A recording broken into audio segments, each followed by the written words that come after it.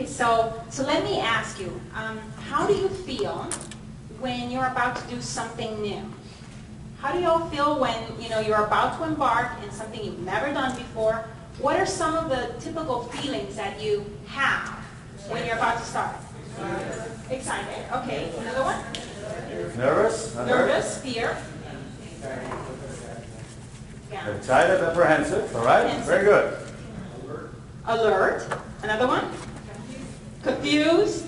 Yeah. When we're about to embark on something new, usually the very typical feelings, most typical feelings you have are feelings of fear, discomfort, and uncertainty. And how do you feel once you've done it? You've gone through it. You mustered the courage. Confident. So there's serenity. There's this sense of calm, satisfaction, pride, confidence that comes with it. But you can't go and have that, the last part, without having the first one, right? You have to go through those 4 stages. So basically, I have here 4 little squares, basically, where I'm trying to explain to you the importance of each. It's basically the same that you have up there. Commitment, courage, confidence, capability. So let's start with commitment. Commitment really means to decide. And what can you say? Do you have any other words that rhyme with decide? Anyone? I know it's early. Decide. Maybe genocide. Maybe homicide. Yeah. So if you were to go actually to the dictionary and look up the dictionary definition of the word commitment or of the word decision, to decide, it means literally one of those is going to be to kill off. It means that you decide and you kill off other options. Yeah?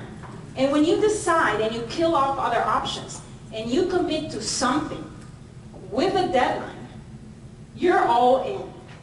And in the moment that you do that, you start feeling fear, discomfort, uncertainty, right? So let me quickly go here. We have a couple of slides on that too, just to back what Michelle's up. So commitment comes first, but the first thing is that commitment means to cut off, really. Yeah. To cut off other options and basically make that the only option. So if you do that, and once you commit to something, then basically commit to yourself, to your vision.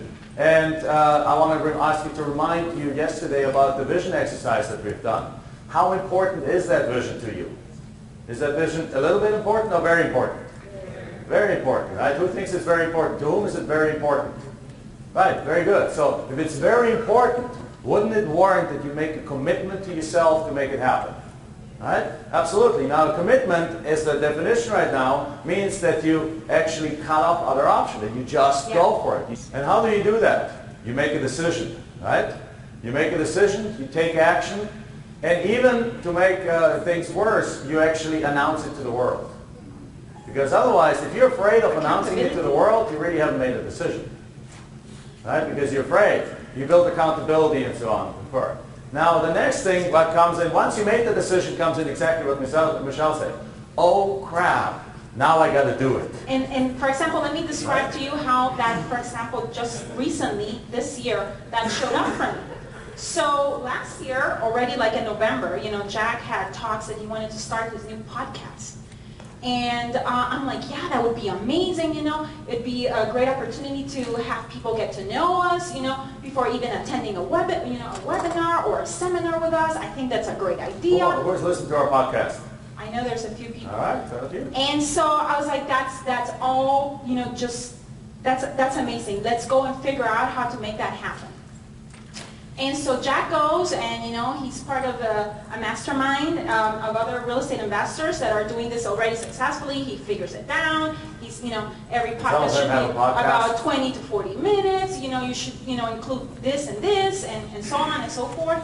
This is a person that can help you edit, that can help you with the technology, the background, so that it's not, another load to your team. So he had all this information figured out, and sometime in January he says, you know what, Michelle? There is so much experiential knowledge on your end. I would love for you to join me to do these podcasts.